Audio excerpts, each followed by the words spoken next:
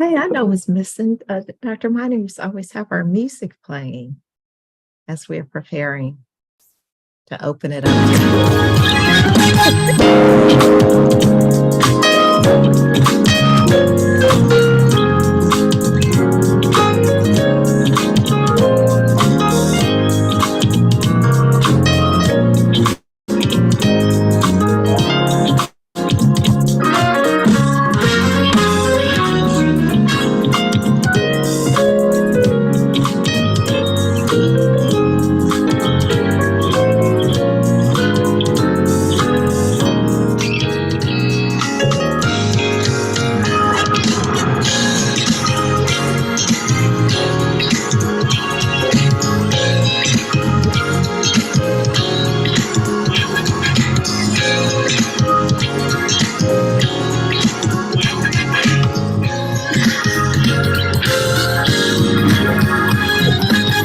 All right.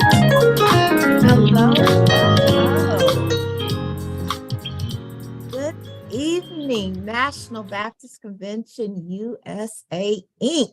Welcome to our March NBCUSA Hope Health Webinar, TempleCare Matters.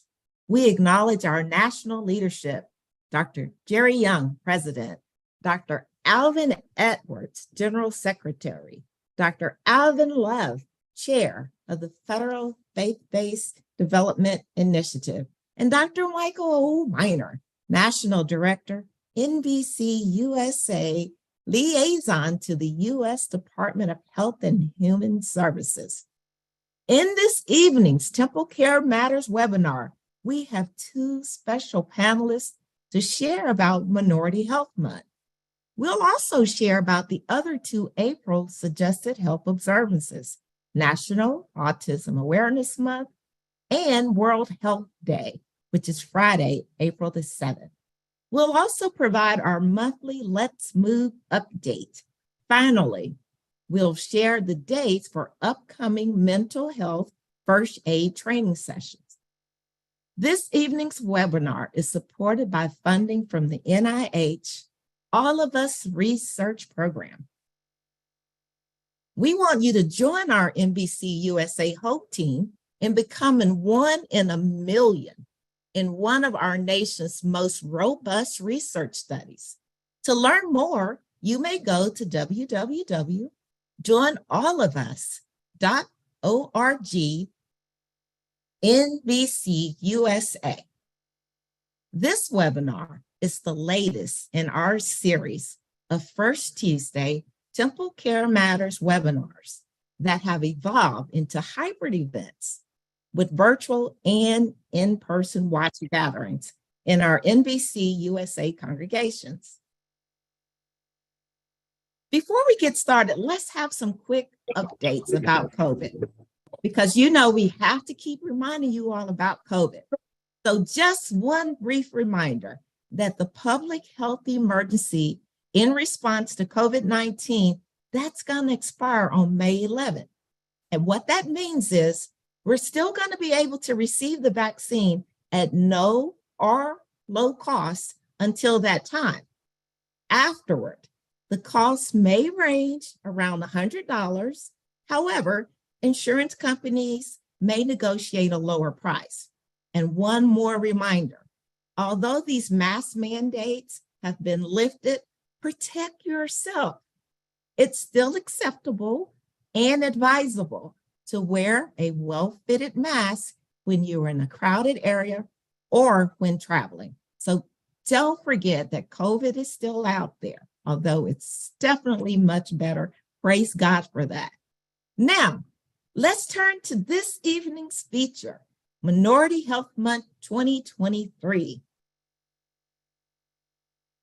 So every April, the U.S. Department of Health and Human Services, Office of Minority Health, observes National Minority Health Month to highlight the importance of improving the health of racial and ethnic, American Indian, and Alaska Native communities by reducing health disparities. Last month, the Department of Health and Human Services, Office of Minority Health, announced that the theme for the National Minority Health for 2023 is Better Health Through Understanding.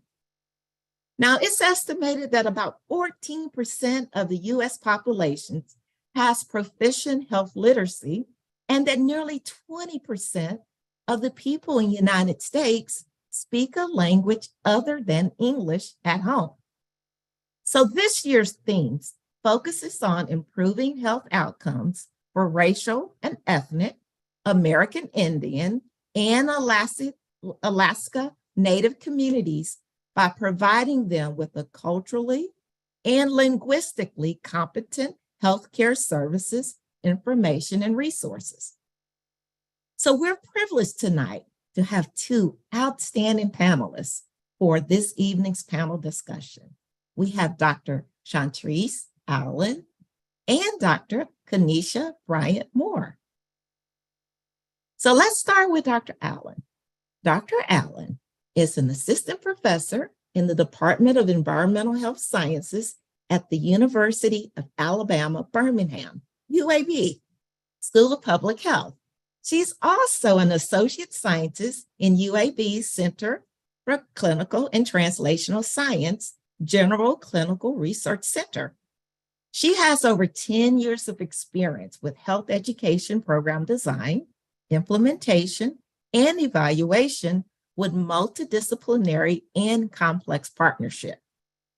She also has an extensive record of working with diverse, underserved, and vulnerable populations. Along with her experience in both traditional classroom and innovative study investigations, Dr. Allen has strong writing, research, and analytical skills. As an assistant professor in environmental health sciences, she teaches and conducts research in the area of environmental justice, community livability, and health equity. Wow, she is a busy lady. So let's talk about Dr. Bryant Moore.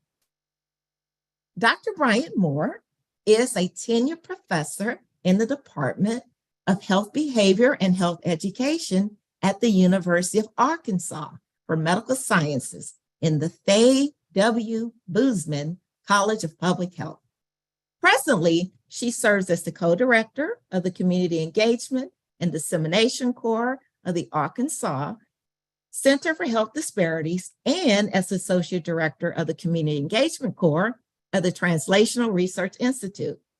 Additionally, Dr. Bryant Moore serves as the Director of the Faith Academic Initiatives for Transforming Health Faith Network. For over a decade, she has engaged communities of faith to address health disparities and inequities experienced by some of the most vulnerable populations. As part of this network, faith leaders are educated on the basic principles of research, health-related issues, and given the opportunity to partner, not just get data collected on them, to partner in research and program efforts. Dr. Bryant Moore received her Bachelor's of Science in Nursing and Bachelor of Science in Healthcare Administration from the University of Michigan, Flint, her Master of Science in Nursing from Duke, and her PhD in Nursing from Azusa Pacific University. Dr. Bryant Moore is the mother of 4 daughters, and she enjoys traveling, dancing, singing, baking, and spending time with family and friends. Wow. We are so blessed to have such outstanding panelists this evening. Let's begin this evening's panel discussion. In keeping with the Minority Health Month theme, we will ask our panelists several questions about health literacy. We will also encourage those watching and listening to post your questions in the chat or in the comments on social media, and we're going to do our best to respond to them. So let's get started. Dr. Allen, let's start with you. So for those individuals who are watching who are novices, what is health literacy? That's a great question, Dr. Williams. And I'm going to use CDC's definition of health literacy just for context in our conversation. So essentially how CDC defines health literacy is the degree to which an individual actually is able to find, understand, and use information in order to make an informed health decision for themselves or for someone else. So some examples of that very quickly, it would be scheduling a medical appointment for yourself, and being able to kind of, walk through that process, understand what the scheduling process is, who to talk to, etc. Or Wow. navigating one's insurance plan. Oh, wow, that's a tall order. Another example of that. So again, the ability to find information, to understand it, and then to use that information or services in order to make an informed decision for yourself or others. Wow. You have anything to add to that definition, Dr. Bryant Moore? No, I totally agree with the definition, obviously from CDC. And just thinking as a healthcare provider, just some of my patients, their ability to even fill out paperwork when we're talking about their family history, what medications they're currently taking, those types of things. And I always use the example, I had a patient actually write down that his mom passed away from prostate cancer. And we were like, well, I don't, we need to talk through this. So being able to understand those things and to be able to complete that paperwork and the navigation is a huge piece. Wow. Yeah, these are complex considerations that people make regarding health literacy. But this provides a great foundation for what we're going to talk about tonight. So, but Dr. Bryant Moore, why is health literacy why is it critical in regards to health disparities? So when we look at groups that are consistently experiencing health disparities and inequities, they already are experiencing social determinants things far as like achieving, higher education, having jobs that actually provide insurance. So we're already battling those things in addition to other social issues like discrimination, racism, and so forth.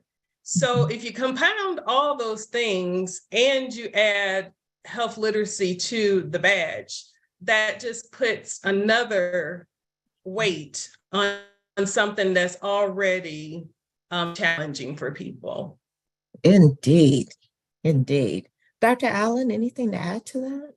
Yeah, I've got just to piggyback off of Dr. Bryant Moore's comment. You mentioned discrimination. There's this disproportionate number of African Americans, in particular, that have low health literacy. That's rooted in historical unjust power structure. We know that. Back to her comment about just education and access to it. So health literacy, I think in terms of overcoming health disparities is an important part, or increasing health literacy is an important part of just the trust building process and engaging with the healthcare system in general. And, trust we know is really critical and crucial in advancing health equity and reducing health disparities in the African American community. And low health literacy is an important part of that. Absolutely. Absolutely. So, Dr. Allen, I know that you've worked with the All of Us research program at UAB. Has health literacy played into that, even within the context of recruitment? Yes. Yes, it has. I haven't been directly involved in kind of enrollment of participants, but listening to our enrollment team, talking with those who are even a part of the retention team for the All of Us research program, limited health literacy definitely comes into play with recruitment in the enrollment process itself. There are things that an individual has to be able to do in order to participate in this study. And one of them is to be able to use digital technology, to be able to answer questions and hopefully understand what they're being asked. Yeah. So yeah, health literacy definitely comes into play with all of us. And I would think also it comes into play with even the informed consent process of making sure that people understand what they're signing up for. Right. And I've heard, that we talk about the informed consent process with the All of Us study as a continuum. It doesn't end when one signs their name on the consent document. There's always opportunity to continue to inform and educate and allow an individual to make a decision about what they want to do. Some people may not want their electronic health records to be linked to the All of Us study. They need to have the opportunity to understand what that means in the context of the study and then make a decision as to yay or nay. Do they want to do that? And that doesn't prohibit someone from being a part of the study. That's just that's just something one can choose to or not to do. Right. So it's an ongoing process with the consent piece. Well, thank you for just, reminding us again how important the All of Us program is, and that the scientists are paying attention to those kind of matters and making it flexible, adaptable, but based on a person's level of comfort with the program. Thank you. Dr. Bryant Moore, anything to add to that? No, and I think, as we're talking about health literacy, some of the work that I've done in the community is a challenge to know even the difference and how it's is it a trust issue? Is it just a general knowledge issue, or is it really a health literacy issue? And it's all so intertwined that it's kind of challenging at times to be able to tease out what is what. Absolutely. For example, we oftentimes, I'm sorry, can you hear me now? Yes. I apologize. So oftentimes we will even have community members provide input to researchers before we even start the recruitment process, to even say, okay, is this lay friendly? Is even the pictures, because a lot of times we need to do infographics rather than written words. Are we having too many words? We're fortunate at our university to have a whole center related, just health center for, a center for health literacy. And that's all they do is look at the materials, make sure that not only our research materials are appropriate, but also our health education materials as well. And that has been, I would say, a strong advantage for us over the last several years to have that resource, because like I mentioned, a lot of times it's hard to tease out what is what, if it's really an education issue, a health literacy issue, a trust issue, or even something else. Yeah, absolutely. So Dr. Bryant Moore, I know that you've also conducted some research around mental health. So how does health literacy interplay with mental health? And again, this has been a very challenging topic, to say the least, mainly because, again, of stigma. And I've done work specifically with an African-American community in the rural areas of Arkansas. And so we kind of just wanted to understand first, what do people think is the cause of depression? And we received, so many different responses that were some kind of stigmatizing. Some were, they thought, more spiritual based. Some thought it was more medical based. And then trying to tease out again, is it an education thing? Is it a health literacy thing when we're providing this information? And then trying to really figure out then what is the best approach.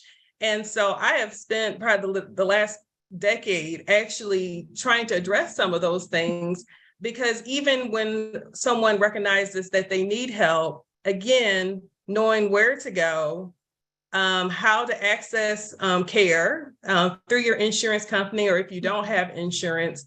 And then again, because we're dealing with so much stigma, especially in the rural communities, if somebody sees your car at the crazy clinic, then Oh, wow. everybody in town is going to know. And then so we've had to try to navigate that as well. But then, like Dr. Allen mentioned, sometimes that's telemedicine.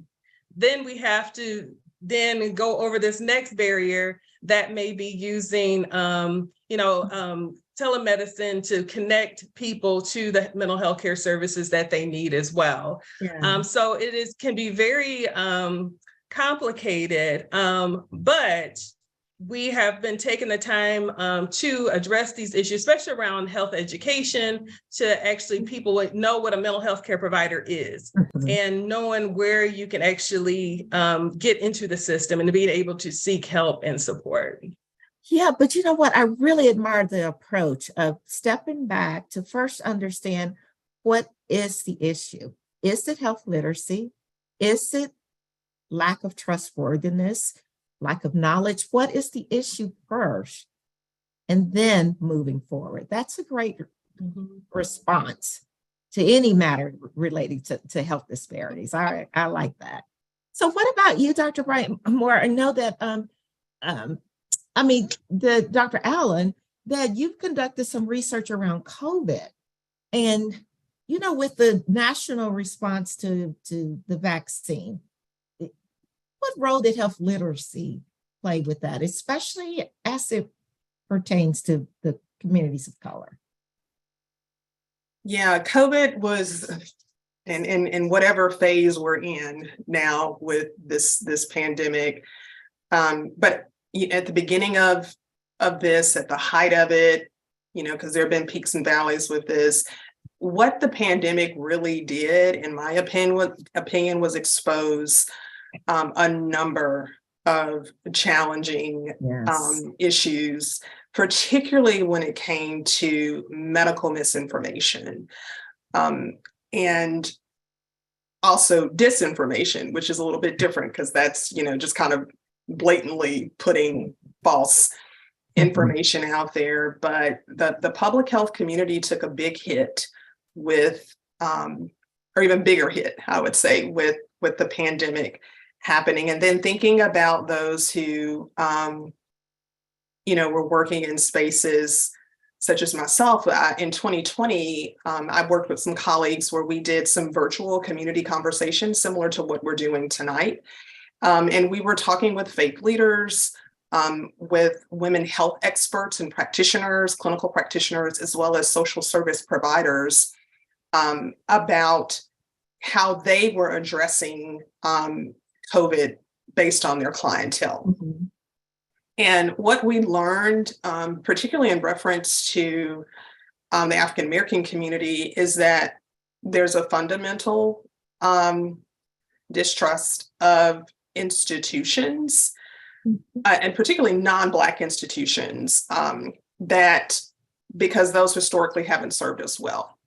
And also people were very, the CDC, even though we know this is we have seen this or see this to be a trusted source of information, there was a lot of questioning of government public health, local public health departments, schools of medicine, public health practitioners, those who were out in the field, community health workers. I mean, there were so many questions that were coming at people. So I think it's important to know that and to understand that, on top of one having maybe not understanding even how this virus was transmitted. Not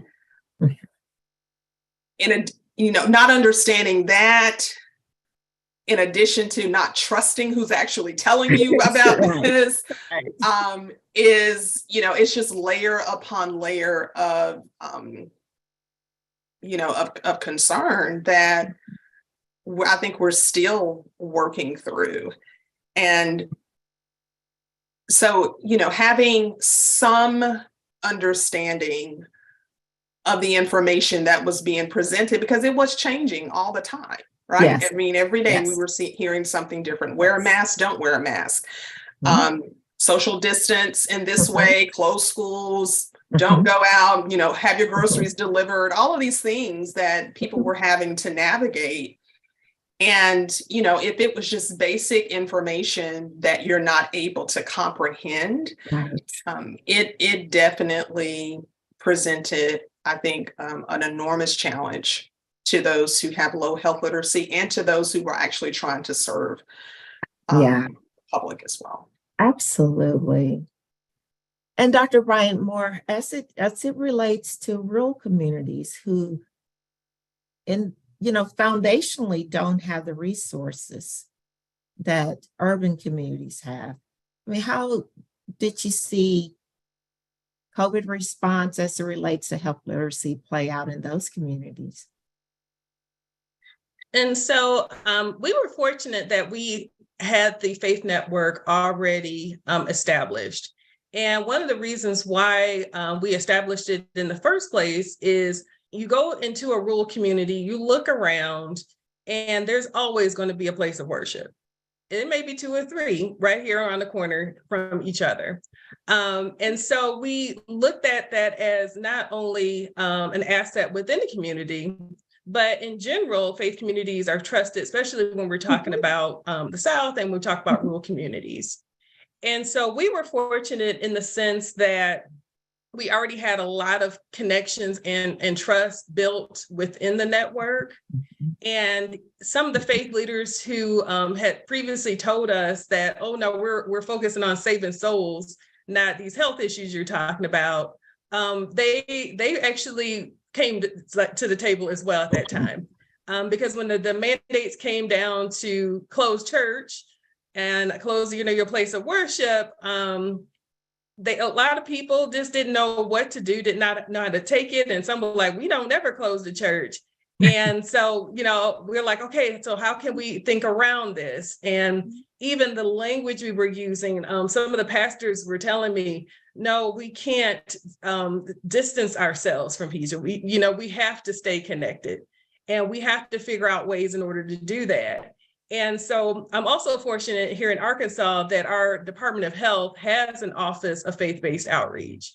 And so I work closely with them and we developed toolkits along with our Center for Health Literacy for places of worship to be able to take these toolkits, signs to put within their places of worship, all those things. And we started a distribution center for masks and any other PPE that they required. We were able to ship that across the state or make deliveries. I will put a plug in. We actually did about a 30-minute documentary talking about the faith community's response to COVID-19 in Arkansas that's out there on YouTube that kind of shares what the faith leaders, that came to the table and realized that we had to come together and realizing that they're trusted folks within the community. I was out at vaccine events, trying to educate people. And again, they were in their cars and I was just going car to car talking. And the pastor comes out. They totally ignored me and what I was saying, but he came out and said the same exact thing. For stronger impact than what I said. And if we didn't have those established relationships before the pandemic, we would not have had the impact that we did within the community. And we were very intentional too about, asking the faith leaders, where are you getting your information and who do you trust? Because yet again, like we were saying, there's misinformation out there and people blatantly saying the wrong thing. But we wanted to make sure that the faith leaders were also equipped to make sure they're sharing the correct information as well with their congregations and community. So we offered trainings and support in that sense as well. Oh, fantastic. Yeah, a necessary intervention there. Dr. Allen, what would you like to share about the I think that's interesting to listen to Dr. Bryant Moore talk about that. We too did some mass distribution work here in Alabama in rural areas, specifically focusing on elderly individuals and who may not have had at that time, who wanted like a better quality mask or a higher quality mask. So we were we did that, and we asked pastors in several rural areas that we're working in on a project that I'm working on that's focused on heart and lung issues. We wanted to know, could you let us know who would really like to receive this? And we had a few people, a few pastors who said, we don't need this. And we were like, okay, well, All right. that's fine.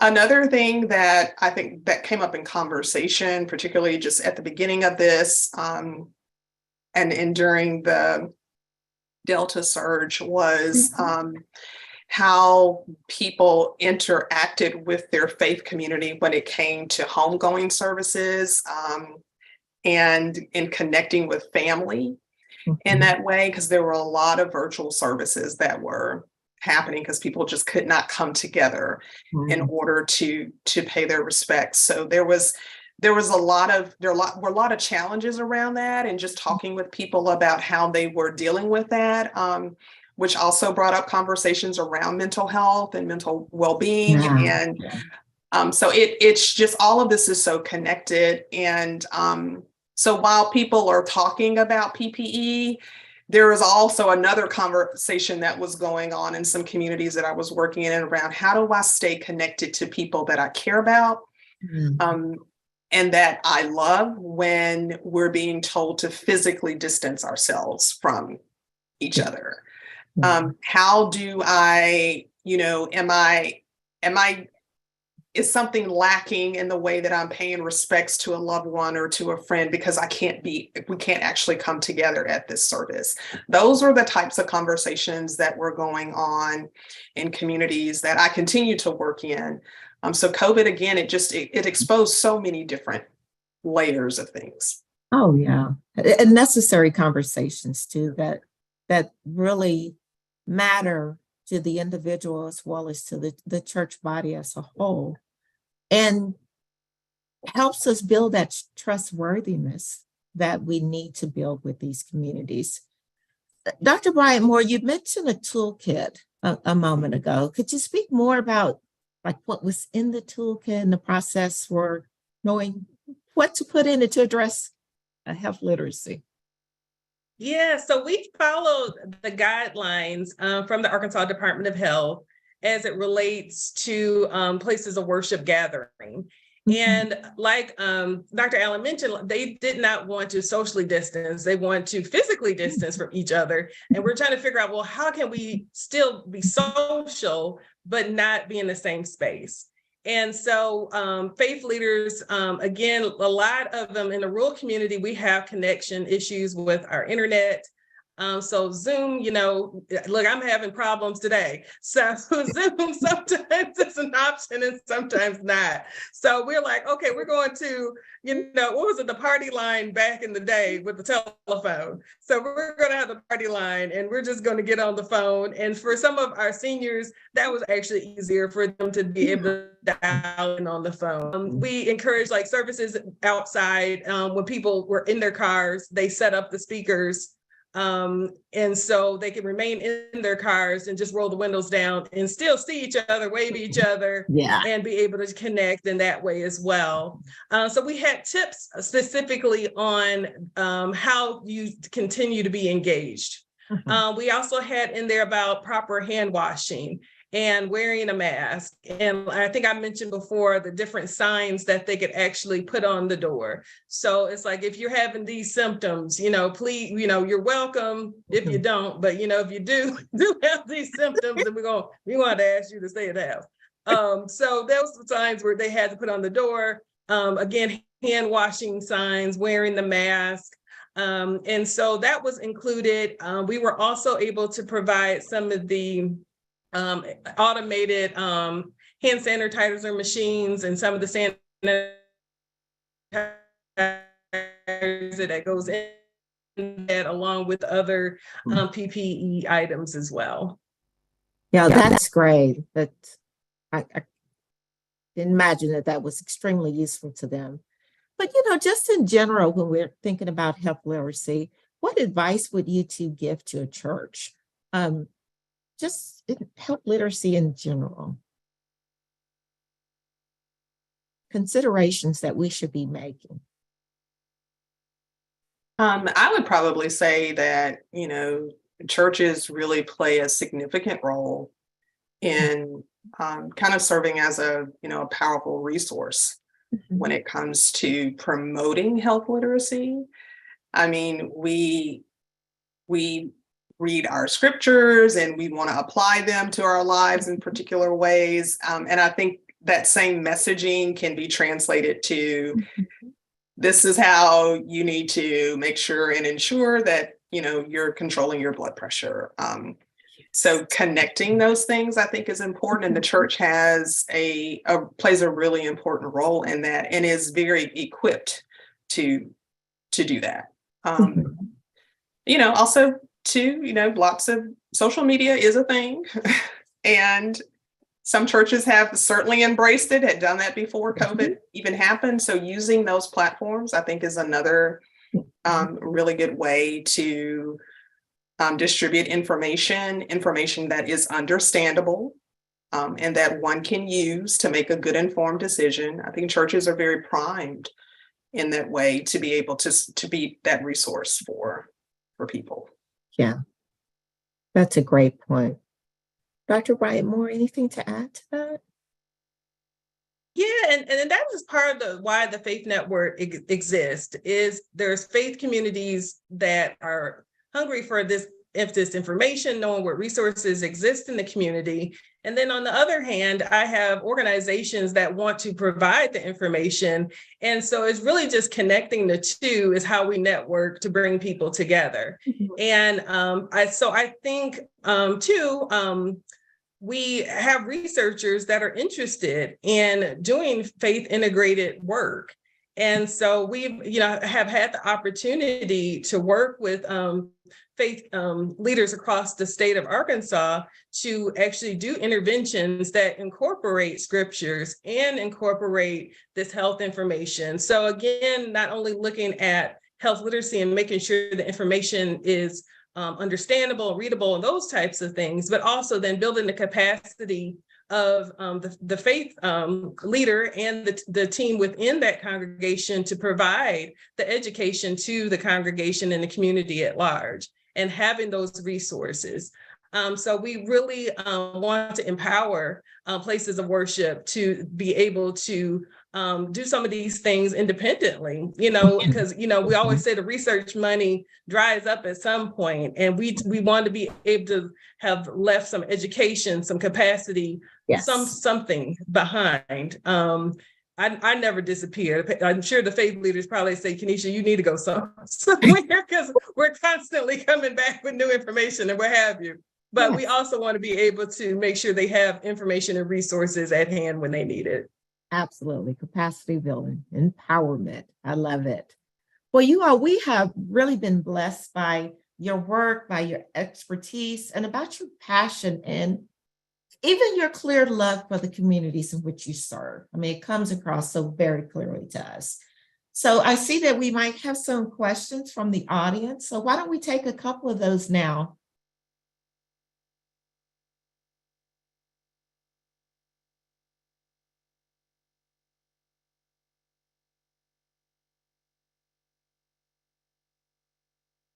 Let's see here.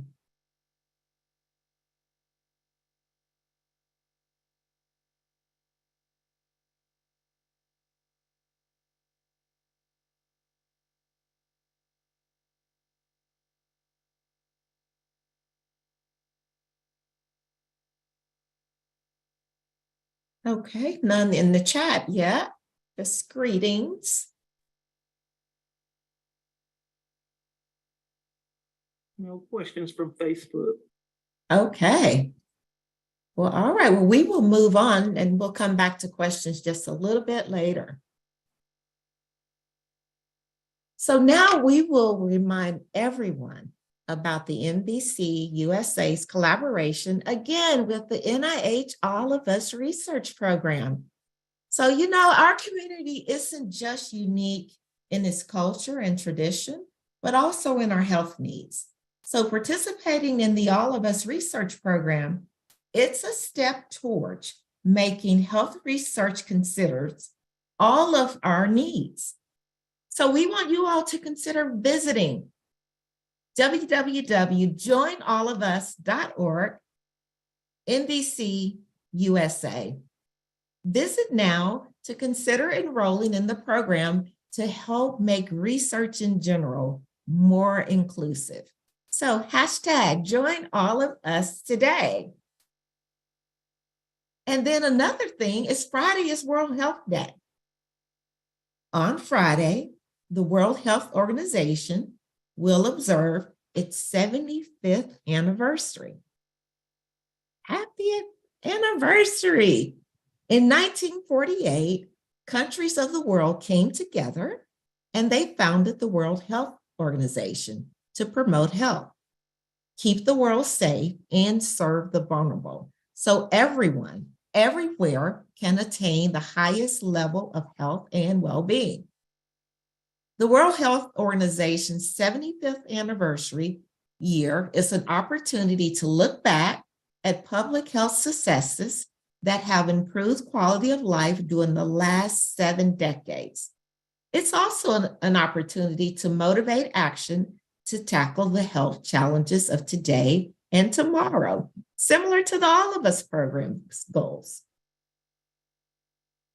And now it's time for our monthly Let's Move National Baptist Update. So let's hear from our NBCUSA movement guru, Sister Nettie Johnson. There she is. Hello. Good evening, everyone. Thank you so much for that very informative discussion around health literacy, a really important topic. And y'all, I'm not going to take much time today. I just have a couple of things to lift, and I'm going to go ahead and share my screen. Can I get a thumbs up if you can see? Can you see it, Dr. LaVore? You can see it? Yes, absolutely. Awesome, awesome. Well, really quickly, we just give God glory, and we're so thankful as new members do continue to come in and join the Let's Move National Baptist initiative, where we are working to be consistent in daily movement for our health as we normalize exercise in the African-American community. So what I would encourage everyone to do that is already a participant and that's taking advantage of the resources that we provide to continue to ask folks, tell your cousins, tell your relatives, tell your church family, and encourage them to join us, as this year is a year where we're focusing on 2 things: on consistency and on appropriate progression. We're calling it periodization. And so we're looking to progress the involvement, the number of people that are in the program, and also to safely progress the amount of movement that we're doing. I just want to lift a couple of very quick resources that we do have available for everyone, and to just remind you all, please do take advantage of our upcoming open hours. Open hours are a time when we come together to just answer questions, to celebrate one another, to discuss barriers or challenges. It's our time together in a safe community, and our next open hour will be held Tuesday, April 11th at 7:30 p.m. All of the Let's Move National Baptist members' details are in your emails that drop into your inbox. We want to thank everyone that did participate in our last masterclass session, where we discussed how to create appropriate goals. We can be about things and be very busy and be busy going nowhere. And one of the big important things is to make sure that we have goals that can set us up for success. So thanks to those that did participate. There were questions about whether or not there will the replay will be shared. And we're not going to share that replay, but we may have a repeat. There will be another masterclass coming up this month. Again, take a look in your emails to get further details on the date and the topic that is coming up. A new initiative that we're kicking off in this particular quarter is we're going to start highlighting what we call a move of the month. And we're going to try to pick something that that has modifications to fit almost every fitness level, but it will focus either on strength, cardiovascular endurance, on our mobility, right? Our flexibility, things that will help us to perform better in exercise as well as general functional health. So be on the lookout for that. And then we'd love to see some selfies or some pictures of you performing the move of the month as we go through that month. It will also be printed out in a way so that you can put it into your wellness workbook. So again, reminders, every bit of information that we share, from resources to free exercise programs to information about benefits to details on how to do this, to your own tracker. This is all to go into your personal workbook. So by the end of the year, you will be able to look back and have a track record and some instruction on not a general program, but what works for you, what works. Yeah. And again, if you have any questions, email us or let's talk about it in our open hours. Now, be sure that you continue to put your monthly tracker information down in your personal workbook and to share it with us as we are tracking for progression. And really quickly, I have a question, and I'm going to just relate this back to all of us. Who can tell us in the chat, and Dr. Williams, I can't see the chat right now. Who can tell us that's in the webinar, how many participants is the All of Us research program trying to get to? They want to exceed it. Oh, Harry, answer. So does anybody know? Nobody yet. Nobody yet. Come on, how many? I see it. Ivy. Sister Ivy Hutchins was the first one to put hers in, 1 million. Yeah. All right, now look, we're gonna do something different. And Sister Hutchins, Definitely. you're actually gonna get the gift card this month. How about Ooh. check that out? You're gonna get the gift card. That's right. All of us is trying to get 1 million or more participants of diverse backgrounds to participate in this research so that we can change health. But y'all, guess what? Let's Move National Baptist. We are mirroring that 1 million number. Remember, we're talking about progression in the number of participants and progression in how much we do move. So we are working to get to 1 million movement minutes collectively. All of our participants. So every minute that you move and that you track, it matters. It matters for your health. It matters for your functional ability. It matters to our organized movement and our initiatives. So be sure to track. There's more information coming in the emails, and let's work together to get this 1 million minutes. I have confidence and I'm trusting God that we can hit it by year end. Considering the number of participants and how we're moving, y'all, let's make this happen. All right. If any information or any questions, please do just hit us up at letsmovenbc.com. That's where you can sign up. Remember, we're sending our cousins, our friends, our coworkers, our church members to have them to join. And also there is a promo tab that has flyers and graphics that you can put on social media or that you can share with the media team or print and have at your churches to get other people to join. We just thank God for everybody that is participating in Let's Move National Baptist, and let's continue to move for our health. Thank you so much. And Thank you so much, Sister Nettie. I'm ready to move. Yeah. Congratulations to everybody. So moving on. So April is also National Autism Awareness Month. So National Autism Awareness Month, it raises awareness for autism and Asperger's syndrome during April. So autism is a complex brain disorder that often inhibits a person's ability to communicate, respond to surroundings, and form relationship with others. According to the World Health Organization, about 1 in 270 people in the world has autism spectrum disorder, or ASD.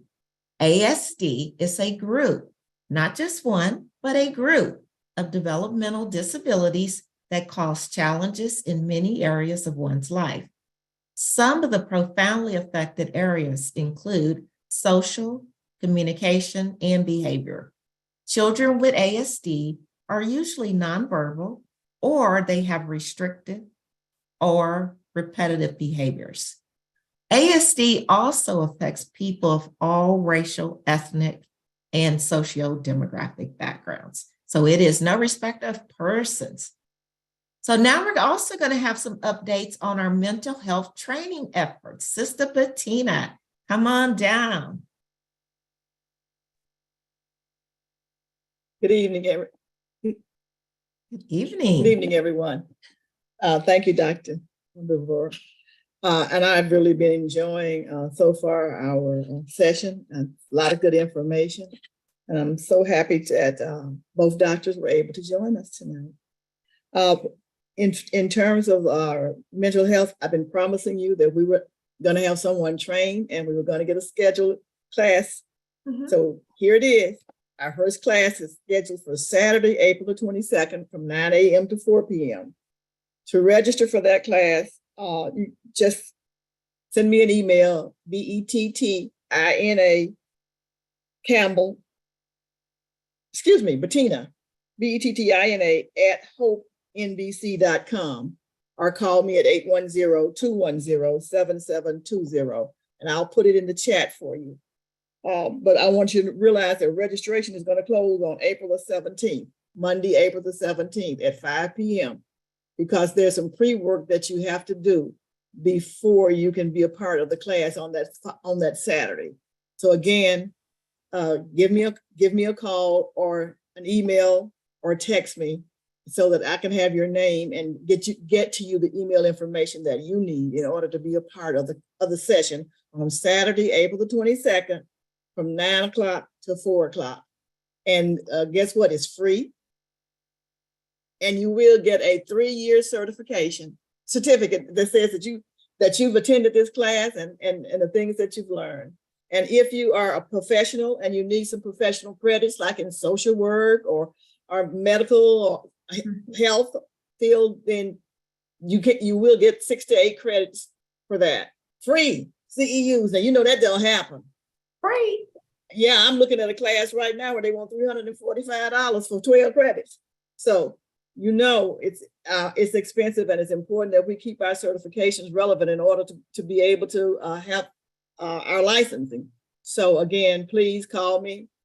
And we are excited that we have Anita Beals Norsworthy that's going to be teaching the class. Wow, Sister Bettina. Excuse me. We have a raised hand, Sister Adrian Butler. Sister Butler? Oh, no, that was an accident. I'm sorry. Oh, okay.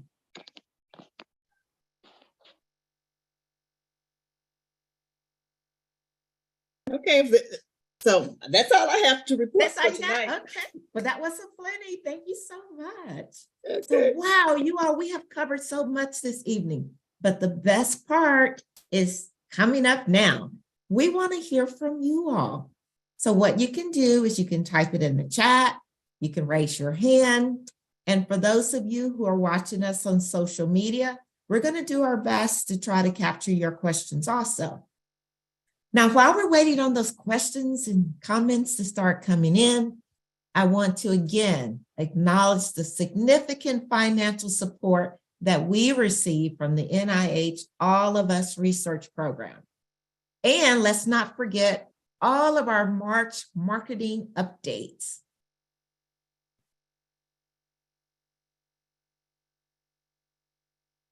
March marketing updates. Okay, so you may there we go. And you can also download these annual health observances from our website, which is www.hopenbc.com.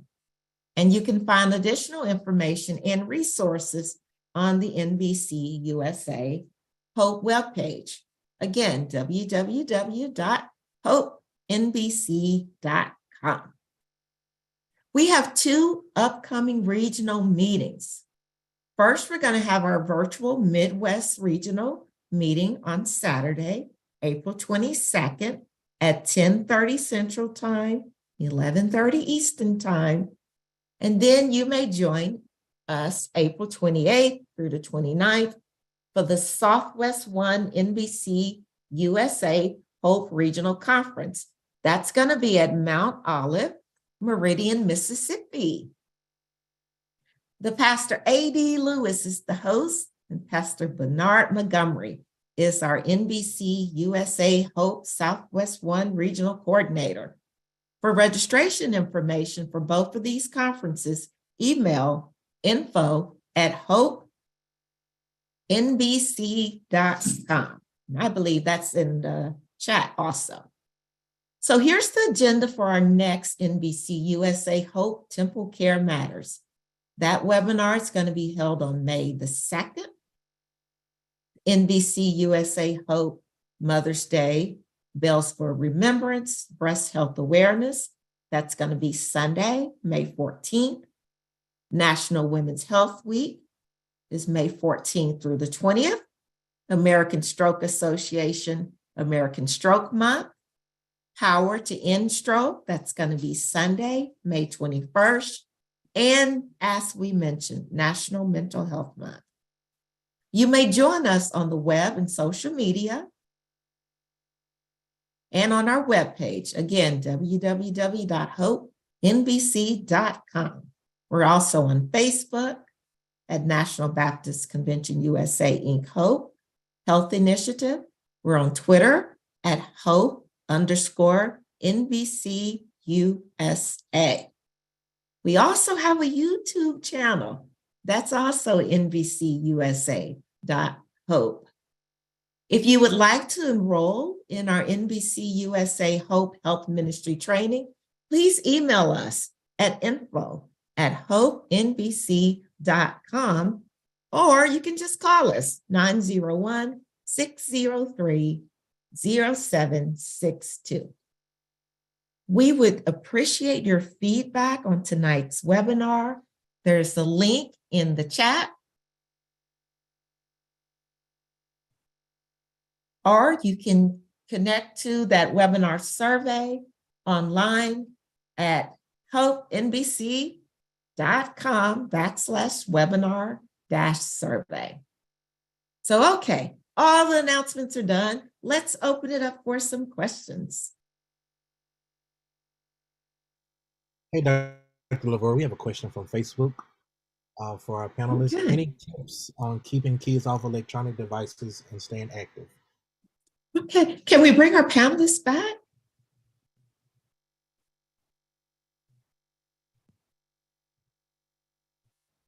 There's one of them. There they are. Okay. Could you repeat the question, please? Yes, ma'am. Any tips on keeping kids or grandkids off of electronic devices and staying active?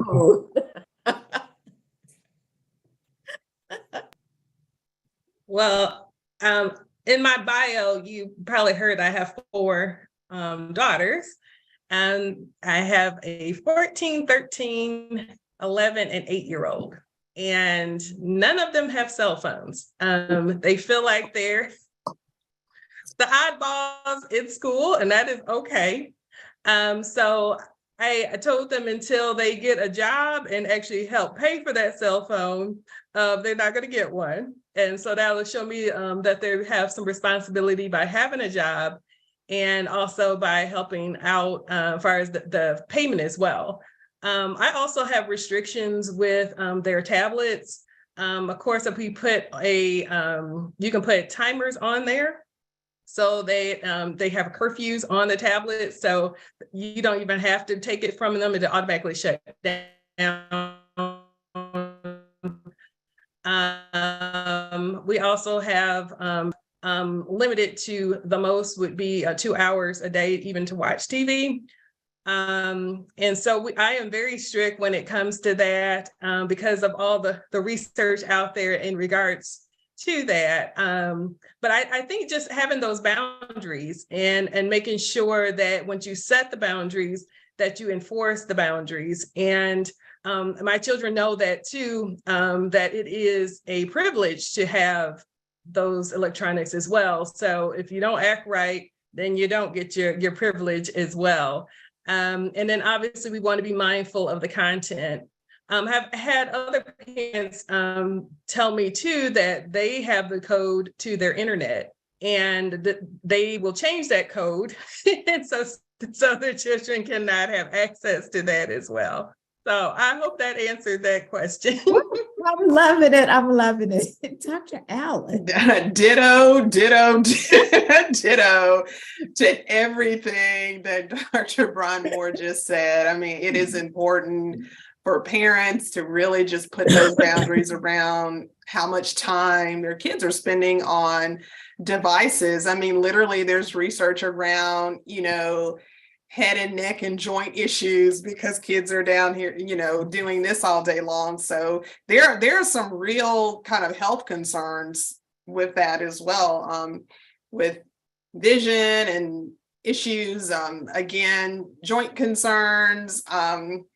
So yeah, making sure that you're just putting some limits on how much time your children are spending on devices is so important, and sticking with it and being consistent is important. Absolutely. I mean, the benefit of just being engaged and present and having conversations as it relates to health literacy and improving our literacy, you can't beat it. All right. I love those thorough answers. Any more questions? Tech neck. Yes. Yes. That's exactly For youth and adults, yes. I'm checking the chat. Help Sister Tina.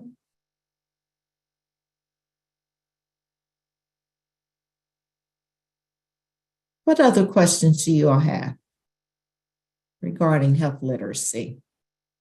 I don't see any in the chat. You can also invite them to open up their mics and ask a question if they have a question. Oh, you all are welcome to do that. Absolutely.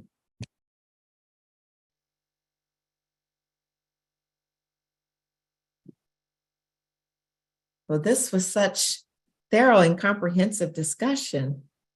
I think we covered it all.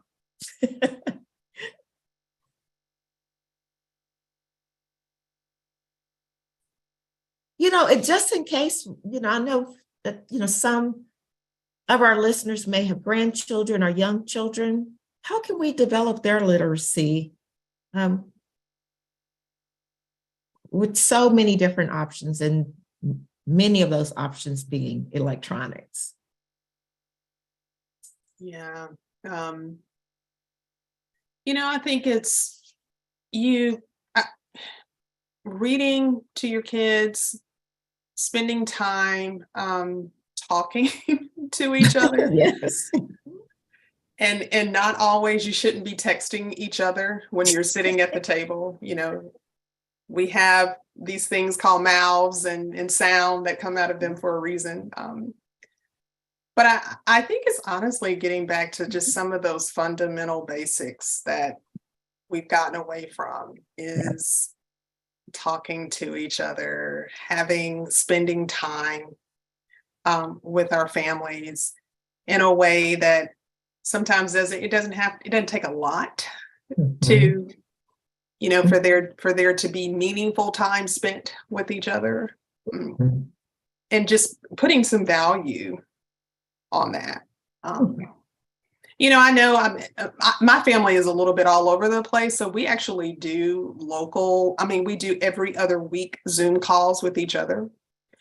And I'll be honest with you, sometimes it's hard sometimes, because it's like I'm on Zoom a lot, so that feels like another thing to do. But when we start talking to each other and just reconnecting, and it's not long, it's really, and honestly, it started as and it still is a kind of a prayer time. So we have, someone in the family will pray, and then we just talk for a little bit. And it's just a way to reconnect with each other. And although we're doing it in a virtual way, it feels like, okay, we know what's going on with the other, and that's priceless, honestly.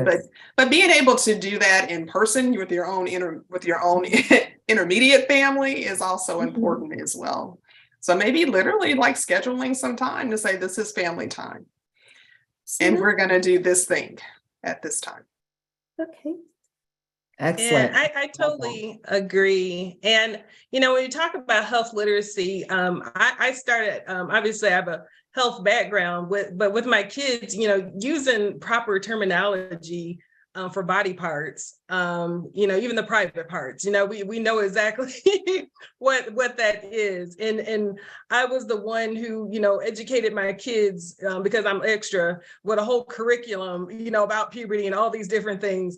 But then my kids don't always listen to me. So I have to intentionally sometimes set out because we can't rely on the schools to provide all this health education and information. And we can't expect the kids to always retain it. So I'm very intentional too about seeking out other opportunities for my kids to learn from other healthcare providers and other groups.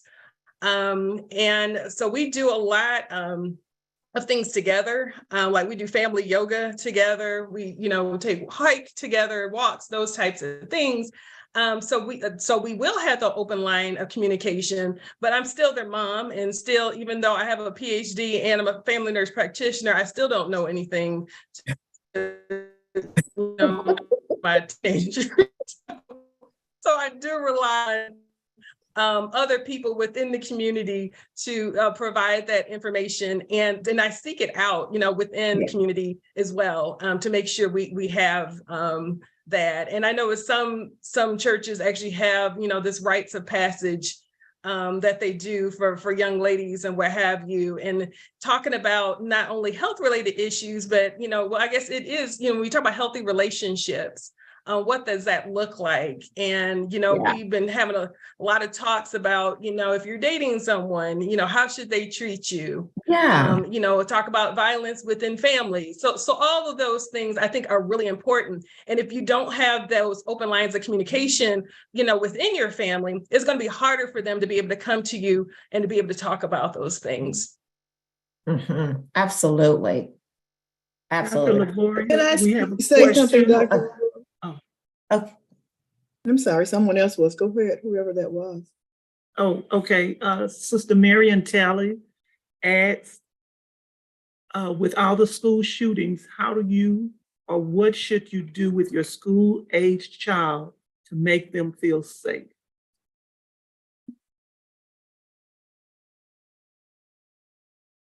That is a very hard question.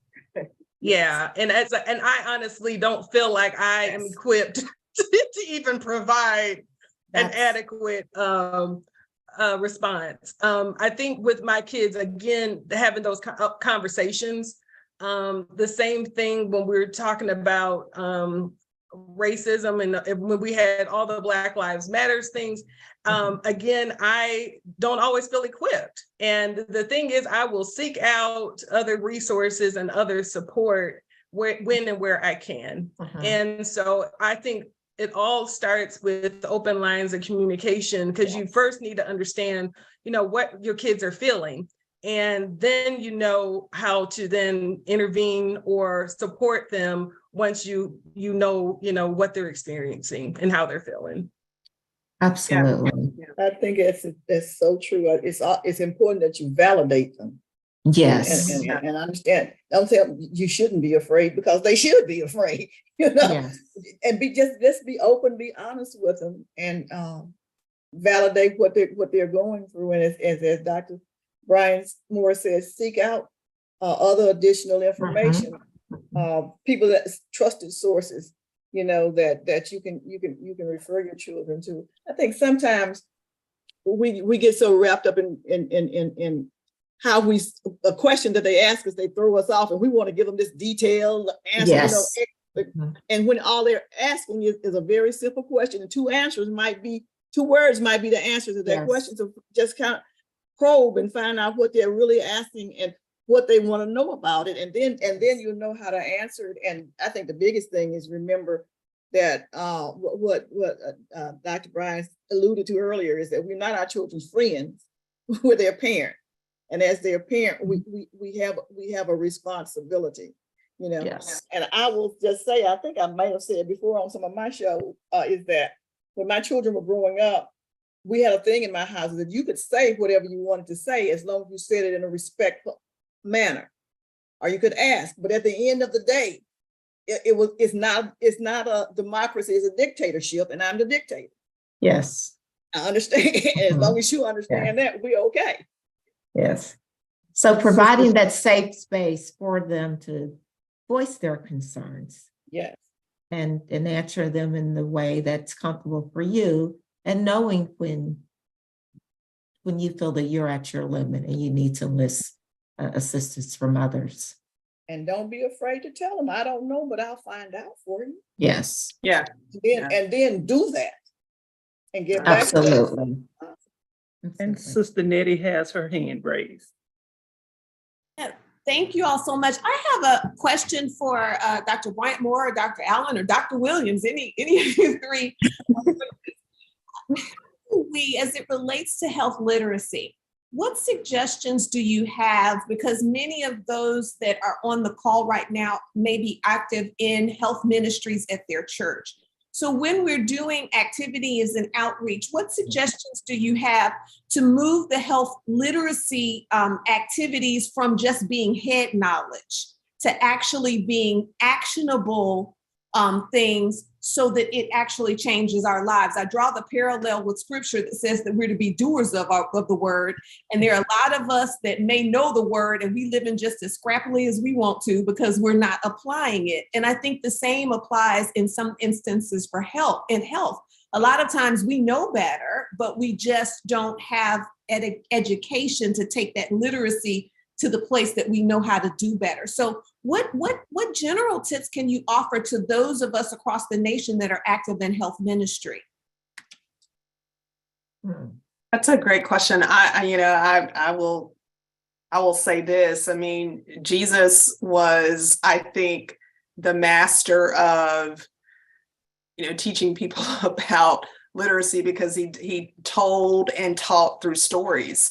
And I think we need to, think about that as a real tangible way of teaching people how to be more health literate, is through storytelling, through testimonials, through showing people versions of themselves in these situations by using vignettes.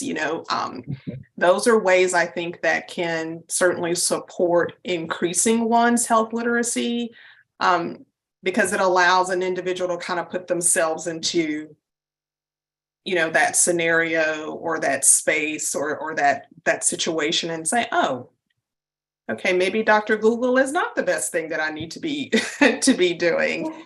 Here's how I should be talking to my healthcare provider or my care team about something. So, I think using kind of real world stories and examples would be an important kind of tool or way to help increase health literacy, particularly when it comes to people being able to identify what's good information, and what's not. Yes. Good question. Yeah, I totally agree. And I think providing information, like she mentioned, from different perspectives. So some things may be written. I'm a fan of pictures, I'm a videos and vignettes and testimonies. I think just so different people learn different ways. And to be quite blatantly honest, some people are going to be passed, and I don't care how much you try to educate them, they're not going to do anything. And so that's just the honest truth. But we have also been trying to do like small things at a time. So like Dr. Allen, it's like, okay, when you go see your healthcare, so you don't forget it, have the list of all the medications you're taking. So we try to provide like simple tasks, or even I do a stress management workshop. And it's like, I give everybody a little prescription. I just want you to do one thing that is going to help you manage your stress. And we're going to write that down. And this is what you're going to work on. You're going to put it on your mirror when you get home, or put it in your bathroom, somewhere you're going to see it every day. And so we just start with something very simple, like task, that this is what you're going to do to engage more in your health. But like I mentioned, is you're going to have to come from different perspectives, from different people. And it's going to be a point of readiness for them to even learn or to change their behaviors. Yes. Yeah, absolutely. Something that we do is after we present the information, we ask, well, we've talked about moving, for example, 30 minutes, 5 days a week. Well, some of you may not be ready to do that. What does this look like to you? Can you do 5 minutes? How can you adopt what we said in a way that fits your lifestyle and your willingness to change at this point? Doesn't have to be 30 minutes. It's what works for you today. Good question. Are there more, Sister Bettina? I don't see any.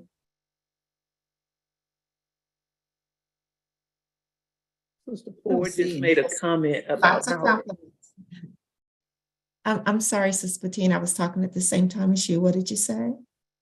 That No, was I'm not just- me, that was someone else. Oh, no, I was just making a comment. Sister Ford noted that at the dinner table is a great place to talk and listen. absolutely. Yes, Yes. yes. Absolutely. Yeah, that's a great place because we gather and we convene and we connect around food and our meals. So yeah, it's a great place to have conversation. Another thing that I did was watch whatever movies or shows that they were watching, and then use those to have conversations with them about life. And so, did you see how she treated your friend? Is that a real friend? Is that what you want your friend? How you want your friend to act? Those kinds of questions, and to help them to understand. Or if it's those songs, do you understand what they're really saying in that song? Well, Good point. no. Well, this is what they're saying. So is that what you really want to be singing about? Well, no, I didn't know that. I didn't understand. I just like the beat. Oh, okay. I just need to know. I think we've heard that one before. I just like the beat. I just like the beat. Yeah, we have the words getting your spirit. Great point. Thank you for that, Sister Bettina. Okay. All right. I don't see any new questions. I don't want to overlook anyone.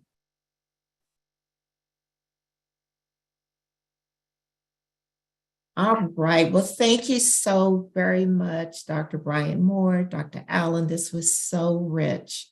And thank you all for your questions. Again, we appreciate the tireless work of our NBC USA Hope team, Dr. Michael Miner, Dr. Desi Levy, Sister Lottie Miner, Bettina Campbell, Pastor Dexter Moraney, Ellen McKnight, Felisa Washington, Minister Geraldine Moore, Loretta Miller, and yours truly, Dr. Lavora Williams, Nettie Johnson, Dr. Marion Talley, and Thomas Duke Robertson. Thank you all so much for your tireless work for NBC USA Hope Team. And our 7 regional coordinators, Pastor Daniel Blackburn, Brooklyn Rogers, Southeast, Pastor Bernard Montgomery, Southwest 1, Linda Copper, Southwest 2, Teresa Fales, Fair, Midwest, and Normal P. Jackson in the West, and Pastor Richmond Johnson, and of course, Dr. Jerry Young, our president. We know that some of you may have additional questions, so we're going to formally close this evening's webinar in just a few moments, but we're going to open the mic to see if there are any last burning questions, and we hope to see you again on Tuesday, May 2nd, for our next TempleCare Matters webinar. Family, again, we acknowledge our president, Dr. Jerry Young, who reminds us to envision the future exceptionally. This has been a production of the National Baptist Convention, USA, Inc., the nation's largest Black denomination. God bless you and God keep you is our prayer. Good night.